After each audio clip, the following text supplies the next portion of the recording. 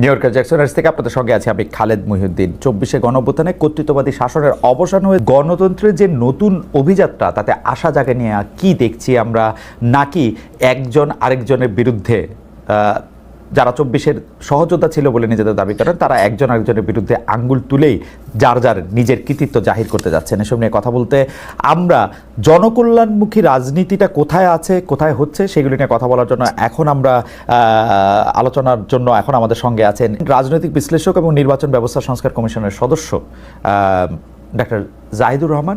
Doctor Zahidur Rahman, আপনি আপনার ব্যস্ততার মধ্যে আমাদের সময় দিয়েছেন, সেজন্য আমাদের শুভেচ্ছা এবং কৃতজ্ঞতা জানবেন। আমাদের সাথে আরও থাকছেন বিএনপির আন্তর্জাতিক বিষয়ক সহ সম্পাদক রুমিন ফারহানা, ব্যারিস্টার রুমিন ফারহানা। আপনাকে আমাদের স্বাগত জানাই এবং আপনি আমাদের সাথে থাকছেন এবং সময় দিয়েছেন, সেজন্য আপনিও আমাদের কৃতজ্ঞতা জানবেন। এই যে শেখ হাসিনাকে যেতেই হবে, শেখ হাসিনাকে যে একদিনও রাখা যাবে না, আমি বরং প্রস্তাব করেছিলাম শেখ হাসিনা ছুটিতে চলে যাক, যেহেতু যাইতে চাইতেছে না। এইটা নিয়েও ডক্টর জাহিদ আলাদা অনুষ্ঠান বানাইছেন যে খালেদ মহিউদ্দিনের এই কথা বলার এখতিয়ারই কোত্থেকে আসলো, মানে হি ওয়াজ সো এবং আমি কার টাকা খাচ্ছি, হাসিনাকে রক্ষা করতে চাচ্ছি কিনা, এরকম ইঙ্গিত তিনি দিয়েছেন। হি ওয়াজ দ্যাট সিরিয়াস। কিন্তু এখন ডক্টর জাহেদের মানে হাসিনাকে তো যেতেই হইতো, কিন্তু যেই পথে গেছে সেই পথ, এটা নিয়ে একটু আপনাদের কথা আমি একটু শুনতে চাই। তারা যে আন্দোলনটা করতেছে সেটা একটা চাকরিকে ঘিরা না, 2019 সালের পর থেকে তারা সংগঠিত হইতেছে। সেটা যদি চাকরি হোক, নিরাপদ সড়ক চেয়ে আন্দোলন হোক, এমনকি আমার ঝাড়ু দেওয়ার অধিকারও হোক, এরকম একটা কিছুকেও যদি তারা জাতীয় আন্দোলনে পরিণত করতে পারে, তারা আসলে আলটিমেটলি আন্দোলনটা করতেছিল শেখ হাসিনাকে ফেলে দেয়ারই। এতে তাদের সবচেয়ে বেশি সহায়তা করছে শেখ হাসিনা নিজে, কিছু গুরুত্বপূর্ণ সিদ্ধান্ত নিয়ে যেগুলিতে তাদেরকে আসলে সাহায্য করা হয়েছে তাদেরকে। তো আপনার কাছে কি এইটা এরকম মনে হয় না যে আসলে চাকরিটা না, তারা আসলে সংগঠিত হইতেছিল একটা কমন কজকে ঘিরা, যেটাতে তারা আসলে শেখ হাসিনাকে ধাক্কা দিতে পারে? আমি মনে করি না। তাদের অনেকের ভেতরে এই ইচ্ছা ছিল না তা বলছি না। আমি আমার রিটেন ডকুমেন্ট আছে, আমি অনেকগুলো কলামে এটা লিখেছি, আমি আমার ভিডিওতে বলেছি, আমি বাংলাদেশের তিউনিসিয়া মডেলের একটা ঘটনা ঘটবে, আমি সেটা একদম ক্লিয়ারলি বলেছি।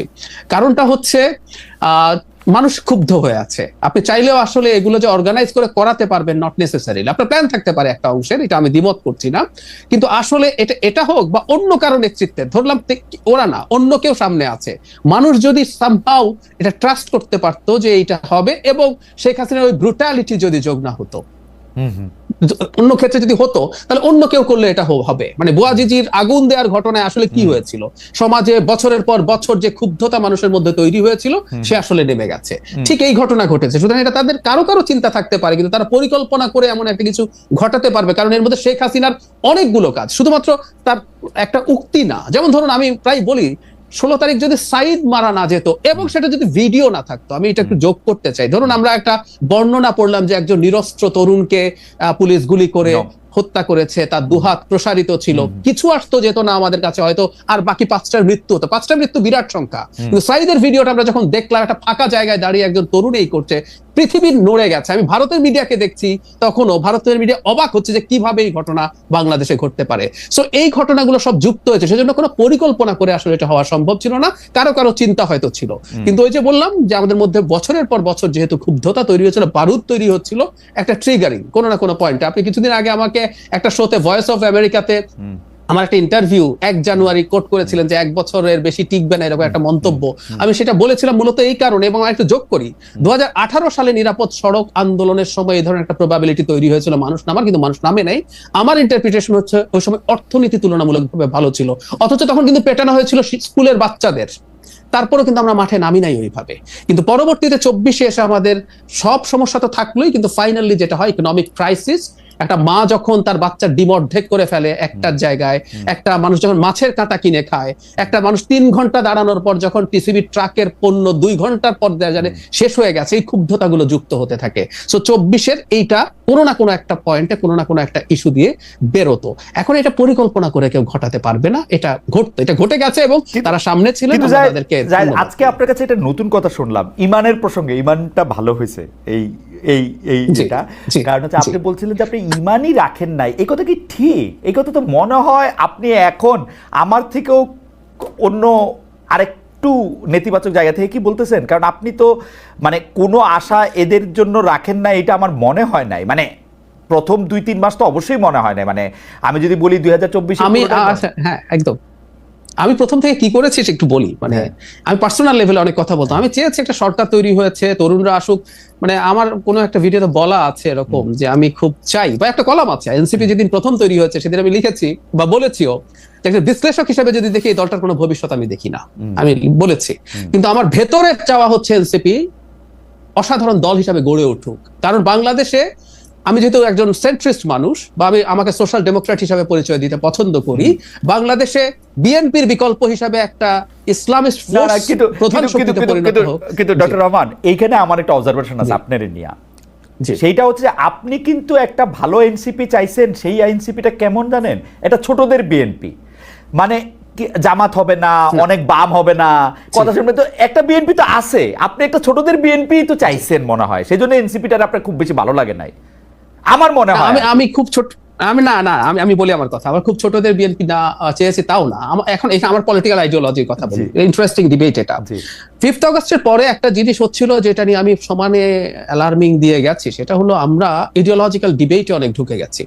আমি এই কথা রিপিটেডলি বলেছি, যখন আমরা আইডিওলজিক্যাল লাইনে আমাদের পলিটিক্সকে সাজাবো, এটা জনগণের জন্য ক্ষতি এবং বিএনপির জন্য সুবিধা। আমি বিএনপির লোকজনকে সামনাসামনি এই কথা বলি, তখন হয় কি আমাদের ওয়েলফেয়ারের আলোচনা কমে যায়, আমরা জনগণের জন্য কি করব, আমাদের গভর্নেন্সের আলোচনা চলে যাবে। বিএনপি বিশ্বাস করেন আগামী নির্বাচনে যদি একটা রাইটিস্ট ফোর্স দাঁড়ায় তার সাথে কম্বাইন্ডলি, তখন দেখা যাবে আসলে বিএনপি জাস্ট ওই পয়েন্টেই একটা বিরাট অংশের ভোট পেয়ে যাবে। যদি রাইটিস্ট আসছে তাকে ঠেকাও, পরবর্তী নির্বাচনেও যদি বিএনপি গুড গভর্নেন্স না দেয়, করাপশন করে, ভালো নির্বাচনের কথাই বলছি, মানুষ মনে করবে বিএনপিকে ভোট দাও। আমার মনে হয়েছিল এই ইডিওলজিক্যাল ডিবেট গুলো সরিয়ে রেখে, যেমন মধ্যপন্থা, সেন্ট্রিস্ট পলিটিক্স তো একটা স্পেকট্রাম, কেউ যদি সেন্টার লেফট হয়, কেউ সেন্টার রাইট হোক, বা কেউ লিবারেল হোক, সেটাও একটা স্পেকট্রাম, সবাইকে আবার হুবহু একই হইতে হবে তা তো না। না কিন্তু ডক্টর জাহেদ, এটা একটা ইন্টারেস্টিং, মানে আপনি আপনার একটু খেয়াল করেন, আজকে না হইলো 5 বছর পরে খেয়ালটা কিরকম, আপনি যেরকম একটা রাজনীতি, একটা রাজনৈতিক ব্যবস্থা, বা যেরকম একটা সরকার দল আপনি চিন্তা করতেছেন,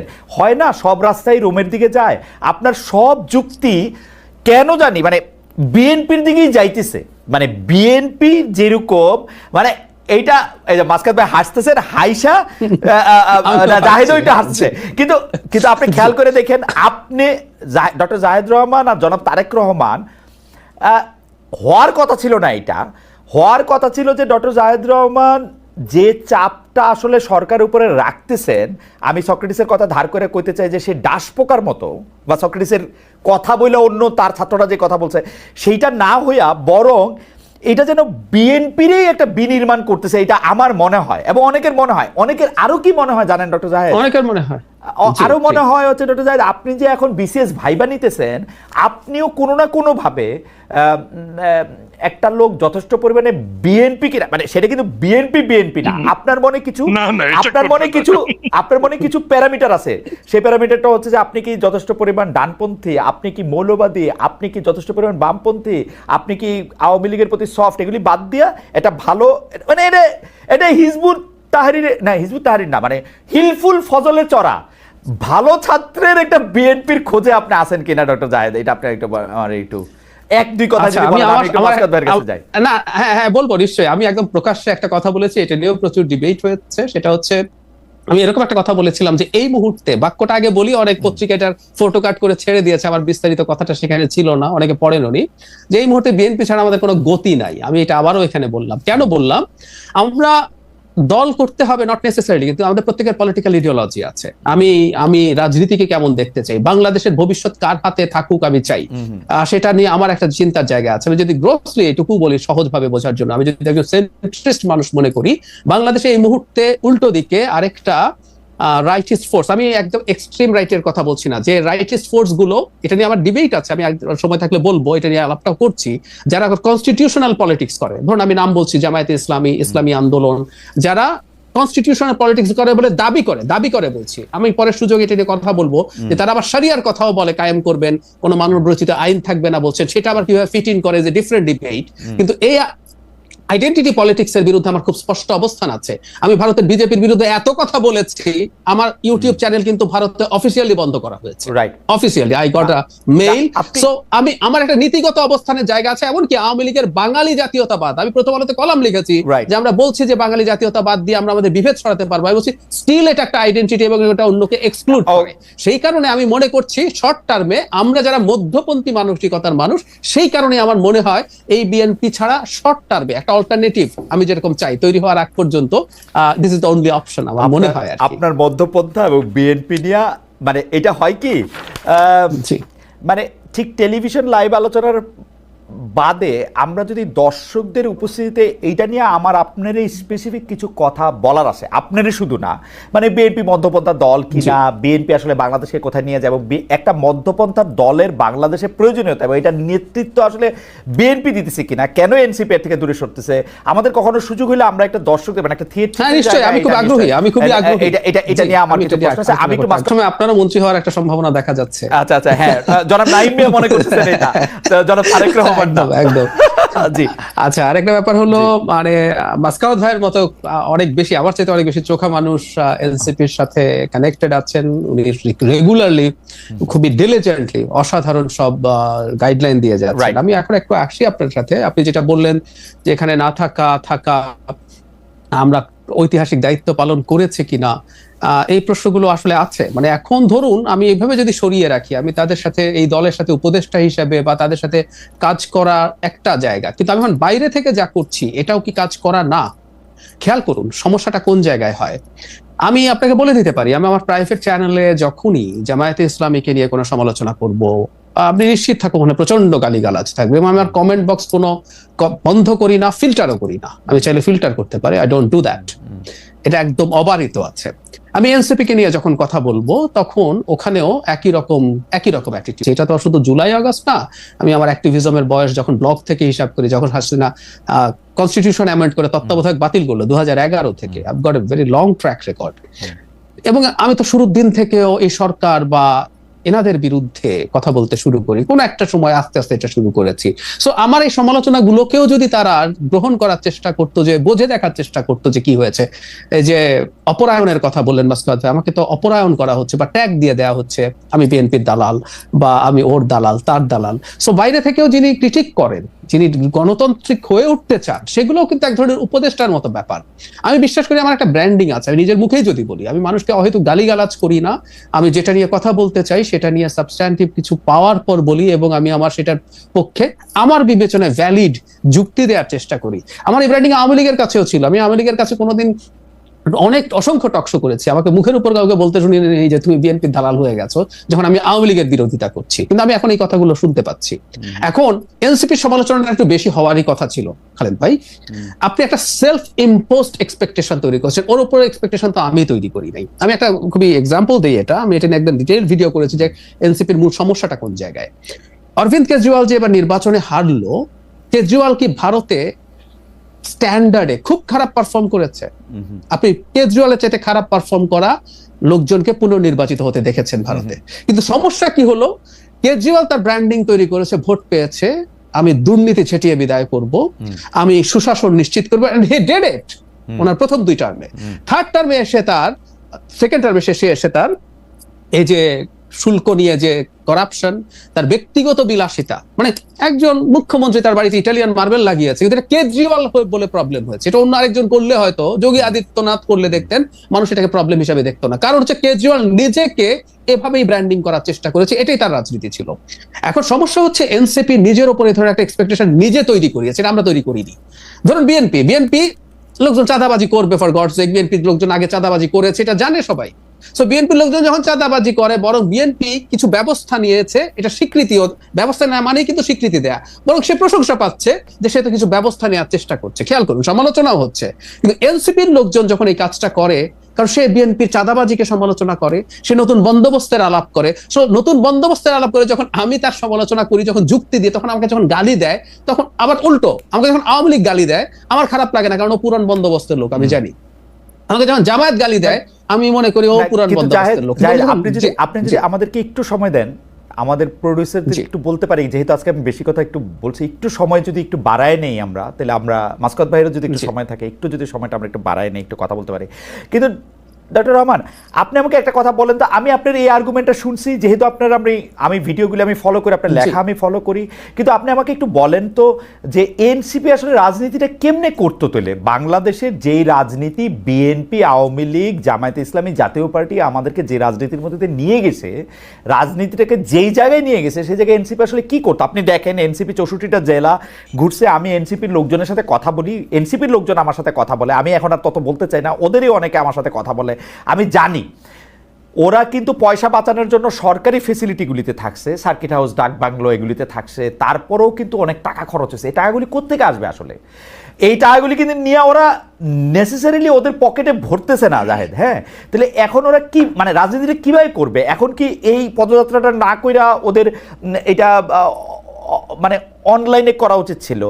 এইটা কি তারা আসলে কিভাবে করতো? মানে এই সকল রাজনৈতিক দল সহ দেশের মানুষও এক প্রকার মেনে নিয়েছিল যে 2028 সাল পর্যন্ত অ্যাটলিস্ট চোখ বন্ধ করে আওয়ামী লীগ থাকবে, এবং তারপরেও আরো 5 বছর থেকে সেটা সেই 41 পর্যন্ত গড়াবে কিনা সেটা নিয়ে নানান তর্ক বিতর্ক বা কিছু কথাবার্তা হয়তো সমাজে বা রাজনীতির মাঠে চালু ছিল, কিন্তু অ্যাটলিস্ট 28 পর্যন্ত মোটা দাগে সকলেই হাসিনাকে মেনে নিয়েছিল। কিন্তু এর মধ্যে যে হঠাৎ করে এমন একটি ধাক্কা আসবে, সেটা আজকে বুকে হাত দিয়ে সকলে যদি যার যার কাছে নিজের সৎ থেকে আয়নার সামনে দাঁড়িয়ে নিজেকে প্রশ্ন করে, আমার মনে হয় তারা তাদের উত্তরটি পেয়ে যাবে। আর যে কথাটি আপনি বলছেন যে খুব বেশি বোধহয় আর পার্টিজান থাকা যাচ্ছে না, খুব বেশি বোধহয় বিএনপি আর আমাকে মনে হচ্ছে না, তার কারণ সম্ভবত এই ধাক্কাটি না আমার মনে হয় প্রত্যেকের ভেতরেই নাড়া দিয়ে গেছে। ধরুন আমি যদি একজন ব্যক্তিগত রাজনীতিবিদের বা একজন রাজনৈতিক ক্ষুদ্র কর্মী এবং একজন আইনজীবী মানবাধিকার কর্মীর চোখ দিয়ে পুরো ঘটনাটিকে দেখি, আমার কাছে মনে হয়েছে কেবলমাত্র একটি নির্বাচন, কেবলমাত্র মন্ত্রিসভার মুখগুলোর পরিবর্তন, কিংবা আমার কাছে মনে হয়েছে যে আমার চিন্তার জগতে যে বিরাট একটি ধাক্কা লেগেছে, এই ধাক্কাটি আসলে সকলেরই কম বেশি লেগেছে, কিন্তু এটার স্থায়িত্ব বা এটার ইম্প্যাক্ট এক একজনের জীবনে এক এক রকম হবে। ধরুন আমার কাছে মনে হয়েছে যে একটি সুষ্ঠু নির্বাচন, বাংলাদেশে যদি একটি সুষ্ঠু নির্বাচনের ধারাবাহিকতা থাকতো তাহলে কি হতো? তাহলে 2014 সালে হাইলি লাইকলি বিএনপি সরকার গঠন করত এবং শেখ হাসিনা এবং আওয়ামী লীগ বিরোধী দলে বসতো। 18তে গিয়ে হয়তো আবার তারা ক্ষমতায় যেত, 24-এ হয়তো আবার অন্য আরেকটি দল বিএনপি হয়তো ক্ষমতায় আসতো। এভাবে একটা পালা বদলের মধ্যে দিয়ে যেত, এবং পালা বদলের মধ্যে দিয়ে গেলে যে বিষয়টি হতো খালেদ, আমার কাছে মনে হয় রাষ্ট্রের যে প্রতিষ্ঠানগুলো যেগুলোকে দুমড়ে মুচড়ে ভেঙে ফেলা হয়েছে 15 বছরে, সেই প্রতিষ্ঠানগুলোকে এভাবে হয়তো ভেঙে ফেলা যেত না। আজকে যেভাবে আমরা দেখতে পাচ্ছি মসজিদের খতিব থেকে শুরু করে একেবারে পাড়ার স্কুলের হেডমাস্টার পর্যন্ত পালিয়ে যে প্রাণ বাঁচাচ্ছেন, কারণ সোশ্যাল টেক্সচারটা পুরোপুরি নষ্ট হয়ে গিয়ে একেবারে প্রান্তিক লেভেল পর্যন্ত সকলকেই এক দলের সদস্য হয়ে যেতে হচ্ছে। এই অবস্থাতে বাংলাদেশ যেত না। একটা পাওয়ারের তো একটা ব্যালেন্স থাকে, ভার্টিক্যাল এন্ড হরাইজন্টাল। ভার্টিক্যালটা হয় রাষ্ট্র, হরাইজন্টালটা হয় সমাজ। কিন্তু আমাদের এই সমাজের টেক্সচারটাকে, সমাজের বুননটাকে খুবই সিস্টেম্যাটিক্যালি হত্যা করা হয়েছে, এবং হত্যা করা হয়েছে খুবই একটা পারপাসফুলি, একটা মানে লক্ষ্যকে সামনে রেখে। লক্ষ্যটা হচ্ছে আমাকে যে কোনো মূল্যে ক্ষমতায় থাকতে হবে। সুতরাং এইরকম ভুল যদি পরবর্তীতে কোনো রাজনৈতিক গোষ্ঠী এই ভুলটি করবার ন্যূনতম চেষ্টা করে, এই দেশের মানুষ কিন্তু মরতে শিখেছে, এবং ওরা কিন্তু একটা ভীতির মধ্যে ছিল। হ্যাঁ, 15 বছর লিখতে ভয় পায়, বলতে ভয় পায়, নিজেকে এক্সপ্রেস করতে ভয় পায়, ইচ্ছা করে একটা পালের মধ্যে লুকিয়ে থাকে। সেই জায়গা থেকে একটু ইন্টারাপ্ট করি, আপনি যেই অবস্থাটা বর্ণনা দিলেন, আপনার মনে কি এই শঙ্কাটা রয়ে গেছে? যেহেতু আপনি শুরু করেছিলেন যে এক পাল মানুষ থেকে আরেক পাল মানুষ, আপনার মধ্যে কি এই শঙ্কা রয়ে গেছে যে বিএনপি আসলেও তাদের ইয়াটা একটা লম্বা হবে এবং প্রায় একই ধরনের জায়গা হবে, যেইটা মানে যেই আশঙ্কা মান্না ভাইয়েরও আছে, সেই আশঙ্কা কি আপনারও আছে যদি আসলে এই গুণগত পরিবর্তনটা না হয়? দেখুন, বিএনপি 17 বছর নানান রকম জুলুমের মধ্যে দিয়ে গেছে, এই জুলুমের শিক্ষা বিএনপি কতটা নিয়েছে এটা বিএনপি ক্ষমতায় আসলেই আরো পরিষ্কারভাবে বোঝা যাবে। তবে বিভিন্ন জায়গায় আমরা যেই মেসেজগুলো পাই সেই মেসেজগুলো খুব সুখকর নয়, এবং এটা যে সুখকর নয় এটা তো বিএনপির চেয়ারম্যান নিজেই স্বীকার করছেন, তাই না? তো তাহলে অথচ উনি কিন্তু বারবার ওনার নেতা কর্মীদের সতর্ক করছেন। এখানে দুটো তিনটা বিষয় হতে পারে, যে এক হচ্ছে যে ওনার বক্তব্য কি ওনার দলের তৃণমূলে যারা এই ধরনের কর্মকাণ্ডের সঙ্গে যুক্ত হচ্ছেন, মধ্যম পর্যায়ের যারা যুক্ত হচ্ছেন। একটা সেকেন্ড বেশে ফারানা, আপনি যখন এই কথা বলছেন, আমাদের একজন দর্শক এই মন্তব্য পাঠিয়েছেন যে ফেসিস্ট আমলে রুমিন ফারানার প্রতিবাদী ভয়েস আমাদের সকলকে প্রেরণা যোগাতো, এখন কিছু কিছু এলাকায় বিএনপির অপকর্মের বিরুদ্ধে আমরা কি সেই একই কণ্ঠ শুনতে পাবো কিনা? ইন্টারেস্টিং, আমি ঠিক এই কথাটাই বলছিলাম, তাই না খালেদ ভাই? জি। হ্যাঁ, তো এই ওনার এই কথাটা কি lower level, lower tier, mid tier and high tier খুব বেশি গুরুত্ব দিচ্ছে না? গুরুত্ব না দিলে কেন দিচ্ছে না? কারণ তারা কি মনে করছে যে কোনো ব্যবস্থা নেওয়া হবে না? কিন্তু আমরা তো বেশ কয়েকটি জায়গায় ব্যবস্থা নিতেও দেখলাম, তাই না? যদিও পরবর্তীতে আমরা দেখেছি যে অনেককেই আবার স্থগিত পদ আবার ফিরে এসছে, কিংবা বিরাট অভিষেকও হয়েছে দলে। তো এগুলো কি আসলে একটা বার্তা পৌঁছায় যে আসলে খুব বেশি কিছু হবে না, এই প্রথম একটু একটু ব্যবস্থা হবে, পরে আবার যেই থোর বড়ি খাড়া বড়ি থোর? তো এই কথাগুলো বলবার একজন রাজনৈতিক কর্মী হিসেবে আমার বাংলাদেশে বসে একটু কিছু টোল আছে ডেফিনেটলি, তাই না? সো ফর এক্সাম্পল, সেই টোলটা কি হতে পারে? আমি নিজেও নিজের সাথে হিসাব করেছি। সেই টোলটা হতে পারে যে হয়তো আমাকে নমিনেশন দেওয়া হবে না, মন্ত্রিত্বের হয়তো প্রশ্ন থাকবে না। কিন্তু দেখুন, একটা রাষ্ট্র গঠন করতে এই ছোট ছোট জিনিসগুলোতে ছাড় দেয়া, আমার এমপি না হওয়া, কিংবা আমার মতন আর 10 জন যদি কারো সাহস, আমি জানি না 15 বছর আমি সাহস দেখি নাই, আগামী 10 বছর আমি সাহস দেখবো কিনা Khaled, I am very sorry. আমি না বেরিসা ফারানা, আপনাকে একটু থামাই এই পর্যায়ে। আমি শুধু প্রশ্নটা করে রাখি, সেটা হচ্ছে যে আপনি একাদশ জাতীয় সংসদে অন্যতম বিরোধী কণ্ঠস্বর ছিলেন, সংসদের মধ্যে সংসদের বাইরে, কিন্তু যারাই বিগত 3 সংসদ নির্বাচন অংশ নিয়েছেন, সংসদে গিয়েছিলেন, তাদের ভালোভাবে দেখছে না বৈষম্য বিরোধী ছাত্র আন্দোলনের নেতারা? বিগত 3টি নির্বাচনের সমালোচনা করলে একই সঙ্গে সংসদে থাকা ঠিক হয়েছে কিনা সেটি প্রশ্ন করছে। আমাদের দুটি প্রশ্ন, যে আপনি আসলে অন্য কোনো রাজনৈতিক দলে, বিশেষ করে এই বৈষম্য বিরোধী ছাত্র আন্দোলনে যদি একটি রাজনৈতিক দল সংগঠন করে, সেখানে আপনি যাবেন কিনা, এক। আর দুই হচ্ছে যে আপনি যে আশঙ্কাটি করছেন যে আসলে নমিনেশন মনোনয়ন না পাওয়ার ব্যাপারে, সেটির ক্ষেত্রে আমি সেটা বলছি না খালেদ, আমি একটু ক্লিয়ার করি, না হলে না খুব একটা হেজি হয়ে থাকে। মানে আমি বলছি এই ঝুঁকিগুলো বাংলাদেশের প্রেক্ষাপটে তৈরি হয়, আমি পাবো না বা পাবো কোনোটাই বলছি না, এই ঝুঁকি তৈরি হয়। এখন এই ঝুঁকি নেওয়ার দেশের স্বার্থে, দেশের কল্যাণ, এবং যে ধরেন একগুচ্ছ মানুষ, কয়েক লক্ষ মানুষের কিন্তু একটা প্রত্যাশা যে 15 বছর তো ওই মানুষটিকে আমরা সত্য বলতে দেখেছি, সাহসী ভূমিকায় দেখেছি, এখন কি তিনি ওই জায়গাগুলোতে কম্প্রোমাইজড হয়ে যাবেন? একটি নমিনেশনের জন্য কিংবা একটি মন্ত্রিত্বের জন্য করে কম্প্রোমাইজ করবেন? আমি আসলে বেছে নিয়েছি কম্প্রোমাইজ না করাটাই। ওকে, আমরা ওই প্রশ্নটা, মানে আপনি বৈষম্য বিরোধী ছাত্র আন্দোলনের সঙ্গে যাবেন কিনা, তারা রাজনৈতিক দল, সেই প্রশ্নটাতে আমরা একটু পরে আসবো। আমি আবারও আপনাদের দর্শকদের, মানে আপনার এই পজিশনের অনুবাদ দর্শকদের কারো কারো কাছে কি, সেটি একটু আপনাকে শোনাই আপনি একটু মান্নান ভাইয়ের কাছে যাই। মাহফুজ আহমেদ, তিনি ইংরেজিতে বলছেন, the lady is hypocritical, she doesn't prefer Awami League but she has soft corner for student wing of Awami League.